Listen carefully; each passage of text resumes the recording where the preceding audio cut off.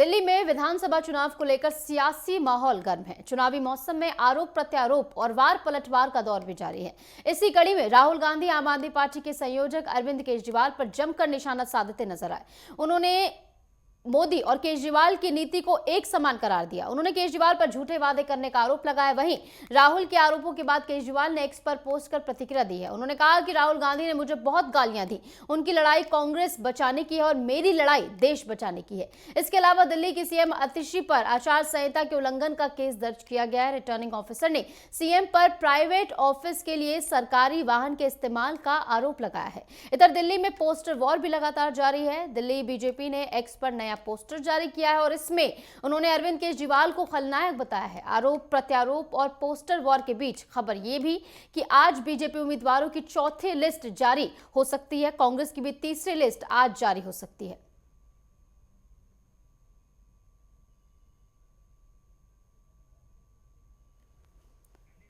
तो कुल मिलाकर राजधानी दिल्ली में इस समय सियासी माहौल गर्म है, क्योंकि इस बार का त्रिकोणीय मुकाबला जहां पर बीजेपी,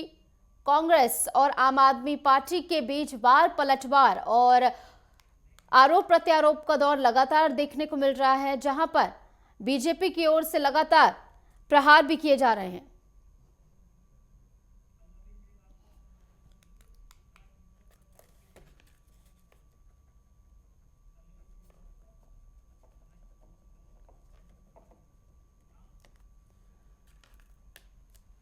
तो कुल मिलाकर राजधानी दिल्ली में इस समय सियासी माहौल गरमाया हुआ है। इस पर ज्यादा जानकारी के लिए हमारे साथ हमारे संवाददाता जुड़ गए। मनोज प्रजापति दिल्ली से हमारे साथ और पल्लवी श्रीवास्तव हमारे साथ दिल्ली से जुड़ी हुई हैं। पल्लवी, सबसे पहले आपके पास ही आऊंगी। राजधानी दिल्ली में हम देख रहे हैं जहां पर वार पलटवार का दौर लगातार जारी है और इस बीच आज खबर यह है कि बीजेपी की चौथी लिस्ट भी जारी हो सकती है। जिन प्रकार से दिल्ली में सियासी सरगर्मियां तेज है, सभी राजनेता एक दूसरे के ऊपर आरोप प्रत्यारोप का सिलसिला भी जारी है। इसी बीच बीजेपी अपनी चौथी लिस्ट भी जारी कर सकती है, क्योंकि नॉमिनेशन फाइल करने का भी तारीख पास आ चुका है। लोग नॉमिनेशन भी कर रहे हैं और साथ में ही 5 तारीख को चुनाव डाला जाएगा। इसको भी लेके सभी तैयारियां जो है वो कर दी गई है। भारतीय जनता पार्टी जिस प्रकार से अपनी समीकरण बना रही है, चुनावी बिगुल बजा रही है, वैसे ही कहीं ना कहीं ऐसा माना जा रहा है कि वो इस बार चौथी लिस्ट में अपनी जो रणनीति है उसको दमखम लगा के अपने प्रत्याशियों को उतारेगी। क्योंकि बीजेपी के अभी तक जितने भी प्रत्याशियों के नाम आए हैं वो काफी लेट आए हैं, पर काफी चुनौतियों के और काफी सुझाव के साथ में वो लिस्ट आई हुई है। तो इस बार ऐसा माना जा रहा है कि जो चौथी लिस्ट आएगी उसमें जदयू है वो भी आ सकती है एक विधानसभा सीट पे, और एक लोजपा को भी दिया जा सकता है। और भारतीय जनता पार्टी की जो भी 11 उम्मीदवार बचे हुए उनकी भी लिस्ट इस बार आ सकती है। और साथ में ऐसा ही माना जा रहा है कि बीजेपी, भारतीय जनता पार्टी के साथ साथ आज कांग्रेस भी अपनी तीसरी लिस्ट जारी कर सकती है और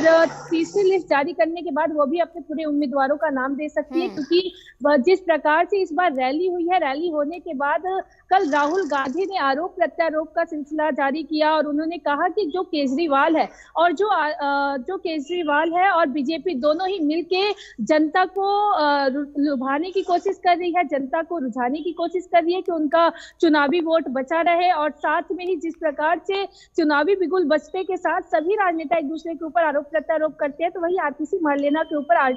आचार संहिता का भी उल्लंघन करने का आरोप लगा है। उनके ऊपर कालिका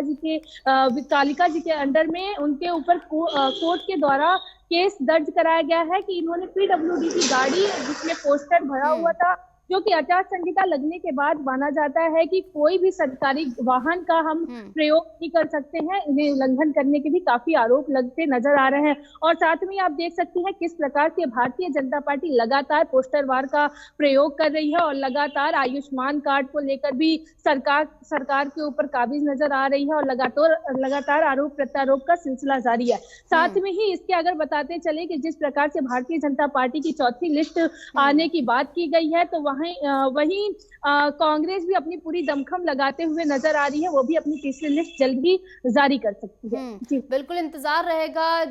क्या कुछ इस लिस्ट में एक खास नाम देखने को मिल सकता है? हमारे साथ लगातार मनोज भी जुड़े हुए हैं। मनोज, राजधानी दिल्ली में सियासी माहौल कुछ इस तरह गर्म है कि एक लंबी फहरिस्त है मुद्दों की, चाहे वो कैग रिपोर्ट की बात हो या फिर शीश महल की बात हो, और अब इस बीच जो आतिशी पर आरोप लगा है आचार संहिता का उल्लंघन करने का, उसको लेकर भी एक माहौल गरमाया हुआ। और उसी के साथ जो दो मित्र साथ में आए थे लोकसभा चुनाव में, आम आदमी पार्टी और कांग्रेस, उनमें एक बड़ी दरार के साथ एक दूसरे पर वो हमलावर होते हुए नजर आ रहे हैं। तो क्या इसका फायदा बीजेपी को मिलता हुआ नजर आएगा? जी निशु, बिल्कुल मैं आपको बताना चाहूंगा, जिस प्रकार आरोप प्रत्यारोप की राजनीति दिल्ली पर हावी हो चुकी है और विधानसभा इलेक्शन को देखते हुए आज कोई भी किसी का सगा नजर नहीं आ रहा है। क्योंकि जिस प्रकार आम आदमी और कांग्रेस एक साथ गठबंधन में चुनाव लड़ने की बातें करती थी, जब विधानसभा चुनाव दिल्ली में है तो दोनों ही एक दूसरे को दोष प्रत्यारोप देते हुए नजर आ रहे हैं। जिस प्रकार राहुल गांधी ने कल सीमापुरी में जो जिस तरह की विगुल बजाया था कांग्रेस पार्टी की तरफ से, उन्होंने कहा था कि अरविंद केजरीवाल अब लगभग प्रधानमंत्री मोदी जी की नीतियों पर काम कर रहे हैं और वो बीजेपी के ही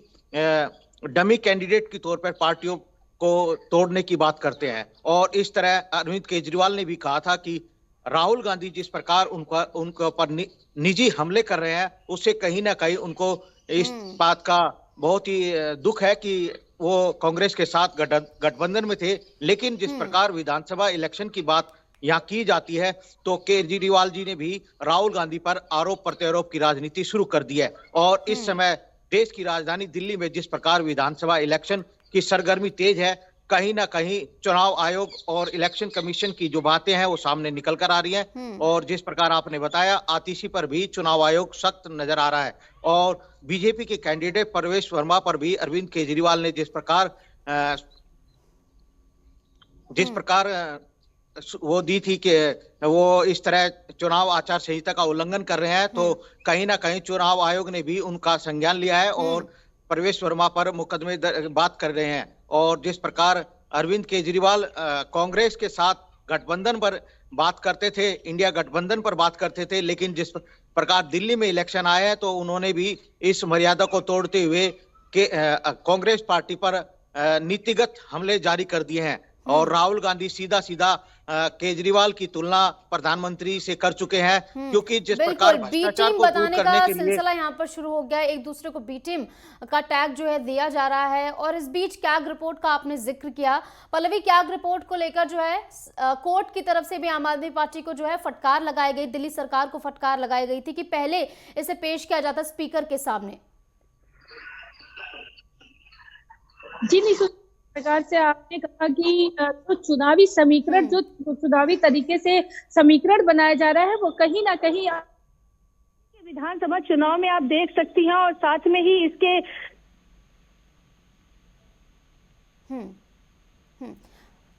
पल्लवी से जुड़ने का एक बार फिर से प्रयास करेंगे, लेकिन उससे पहले कैग रिपोर्ट का जिक्र जैसे कि मैंने किया, तो कैग रिपोर्ट को लेकर भी एक तरीके से सियासत जो है गरमाई हुई है, इसका बार बार हवाला दिया जा रहा है और आम आदमी पार्टी पर निशाना साधने का प्रयास इसके चलते किया जा रहा है। मनोज, आपके पास आऊंगी। अब इंतजार किया जा रहा है बीजेपी की चौथी लिस्ट का, तो चौथी लिस्ट में क्या कुछ आशंका है, कौन कौन से वो नाम है जो शामिल हो सकते हैं? क्योंकि अब तक की जो हमने लिस्ट देखी है, बीजेपी बड़े बड़े नामों को चुनावी मैदान में उतार रही है, तो चौथी लिस्ट में कौन सा वो बड़ा नाम देखने को मिल सकता है? जी निशु, बिल्कुल आपको बताना चाहूंगा, जिस प्रकार बीजेपी फूक फूक कर कदम रख रही है, क्योंकि वो नहीं चाहती कि इस बार भी बीजेपी को दिल्ली से हार का मुंह देखना पड़े, क्योंकि लगभग 15 साल से जो है आम आदमी पार्टी दिल्ली पर काबिज है। और जिस प्रकार विधानसभा में इलेक्शन की बात कर ली जाती है तो बीजेपी इस समय बहुत ही सतर्क और संयोजित राजनीति के तहत जो है अपने उम्मीदवारों की घोषणा कर रही है, क्योंकि आम आदमी पार्टी और कांग्रेस पार्टी ने जिस प्रकार पहले ही अपने 70 उम्मीदवारों की घोषणा कर दी थी, लेकिन बीजेपी चाहती है कहीं ना कहीं वो अपने कद्दावर नेताओं को उनके सामने उतारे ताकि हार का मुंह ना देखना पड़े। और आज बात कर ली जाती है चौथी लिस्ट की, तो बीजेपी की चौथी लिस्ट शाम तक जारी होने के जो सूत्रों से खबर आ रही है, कहीं ना कहीं बीजेपी इस पर काफी अहम मंथन करती हुई नजर आ रही है। और आपको बता दें, जिस प्रकार बीजेपी ने अपने सांसद और केंद्रीय मंत्रियों को भी इस पर उतारा है, क्योंकि कहीं ना कहीं टक्कर जो है आम आदमी पार्टी से सीधी उनकी टक्कर होगी, क्योंकि आज जो विधानसभा इलेक्शन है उसमें कांग्रेस भी कोर कसर नहीं छोड़ रही है। क्योंकि जिस प्रकार कांग्रेस दावा करती है कि आम आदमी पार्टी जो है बीजेपी का ही एक संगठित रूप है और वो इस तरह जो है हार का मुंह नहीं देखना चाहते। आपको बता दें जिस प्रकार जो है बीजेपी ने ये भी कहा है कि हम जो है विधानसभा इलेक्शन इस बार पूर्ण रूप से और बहुमत के साथ जीतेंगे, क्योंकि जिस प्रकार उन्होंने पन्ना प्रमुख की मीटिंग भी की दिल्ली में की है और आज जो मीटिंग होने वाली है उसमें भी साफ जाहिर है कहीं ना कहीं बीजेपी अपने मंथन के बाद उन उम्मीदवारों का चयन करेगी जो जीत का भरोसा आला कमान को देने में सक्षम रहे हैं। और कहीं ना कहीं उनकी रिपोर्ट बुक भी बीजेपी चेक कर चुकी है इस समय, क्योंकि जिस तरह का मंथन और जो देरी बताई जा रही है बीजेपी की तरफ से वो यही है कि कहीं ना कहीं उन उम्मीदवारों को खंगाला जाए। और आपको एक और बात बता दें, जिस प्रकार बीजेपी नहीं चाहती कि उनके उम्मीदवार बाद बीजेपी की हमने 3 सूचियां देखी है, लेकिन चौथी सूची में क्या कुछ खास होगा देखना होगा। पल्लवी हमारे साथ लगातार बनी हुई। पल्लवी, हास्यास्पद ये भी है कि कांग्रेस और बीजेपी जो कि एक दूसरे के धुर विरोधी हैं, वहां पर आरोप लगाया जाता है कि बीजेपी फंडिंग कर रही है कांग्रेस के कार्यकर्ताओं के लिए, और कांग्रेस तो किस तरीके की राजनीति में इस समय उछाल है, और इसी के साथ पूर्वांचलियों के मुद्दे को लेकर क्या कुछ अपडेट है? देखिए निशु, जब से मतलब चुनावी बिगुल बजा है तब से सभी राजनेता एक दूसरे के ऊपर आरोप कर रहे हैं, पर जिस प्रकार से बोला जा रहा है कि एक घर में कम से कम 45 वोट है, और वहीं आपने बताया कि जिस प्रकार से भारतीय जनता पार्टी कांग्रेस को कुछ पैसे दे रही है, इसको भी लेके एक राजनीतिकरण किया जा रहा है जिसकी वजह से जनता का जो मूड है वो डाइवर्ट वर्जन में जाए। और जिस प्रकार से भारतीय जनता पार्टी लगातार अपने चुनावी बिगुल को बजाते हुए आगे निकल रही है, और साथ में जिस प्रकार से वो लोग नए नए मंथन कर रहे हैं, नए नए बैठक कर रही है, क्योंकि जो चुनाव का जो समीकरण तय होता है वो पन्ना प्रमुख और जो बीच के लोग होते हैं वही समीकरण को तैयार करते हैं। और साथ में ही अगर बात करें कि आज भारतीय जनता पार्टी की जो स्टेट ऑफिस है भारतीय जनता पार्टी में, उसमें सातों के सातों सांसद मौजूद थे, और उन्होंने बताया कि किस प्रकार से जो राजनीतिकरण अरविंद केजरीवाल कर रहे हैं। क्योंकि अगर बताते चले कि नए नए मुद्दे सामने आ रहे हैं, जैसे पूर्वांचलियों का मुद्दा हुआ, आयुष्मान कार्ड का मुद्दा हुआ, या फिर जिस प्रकार से वोट बैंकिंग की बात की जा रही है कि पूर्वांचल से नए नए वोट लाए जा रहे हैं और ये बस चुनाव के ही दौर में आ रहे हैं। तो ऐसा भी माना जा रहा है कि जितने भी आज यहाँ सांसद मौजूद थे, जितनी भी बैठक हुई, उस सबका निचोड़ यही निकला कि जिस प्रकार से रामवीर विधूड़ी सिंह से हमारी खास वार्तालाप भी हुई, तो उन्होंने कहा कि अगर हमारे यहाँ से किसी भी कहीं से भी वोट अगर निकलता है तो मैं अपने संसदीय पद से इस्तीफा भी दे सकता हूँ, ऐसा रामवीर विधूड़ी जी का कहना रहा। उन्होंने कहा कि हम कोई भी वोट बैंकिंग की राजनीति नहीं कर रहे हैं, हम दिल्ली की जनता को भरोसा दिलाना चाहते हैं कि हमारी जो भारतीय जनता पार्टी की सरकार है वो जनता के लिए काम करेगी। और साथ में ही जो जनता को हर घर जो स्वच्छता, हर घर आयुष्मान कार्ड का लाभ देने के लिए जो भारतीय जनता पार्टी लगातार आम आदमी पार्टी के ऊपर बोलती रहती है कि ये आयुष्मान कार्ड आखिर दिल्ली में क्यों नहीं लाया जा रहा है, तो इसको भी लेकर आज बड़ी मीटिंग हुई, जिसको लेकर प्रेस वार्ता करते हुए सभी सांसदों ने बताया कि कम से कम 34 राज्यों में अभी तक ये आयुष्मान कार्ड लॉन्च है, पर एक बंगाल में और एक दिल्ली में ही जो है आयुष्मान कार्ड को नहीं अभी तक लाया गया है, क्योंकि दिल्ली में चुनाव है। इस वजह से भारतीय जनता पार्टी की कोई भी स्कीम आम आदमी पार्टी दिल्ली की जनता को नहीं देना चाहती। और साथ में ही बिल्कुल कोई कसर यहाँ पर छोड़ी नहीं जा रही, हर एक मुद्दे को जो है कुरेद कर यहाँ पर निकाला जा रहा है। वादों दावों के बीच वार पलटवार का दौर लगातार जारी है। दिल्ली की सियासत में इंतजार है अब चौथी सूची का, बीजेपी की और कांग्रेस की तीसरी लिस्ट का। बहुत बहुत शुक्रिया दोनों को हमारे साथ जुड़ने के लिए और तमाम जानकारी दर्शकों तक साझा करने के लिए।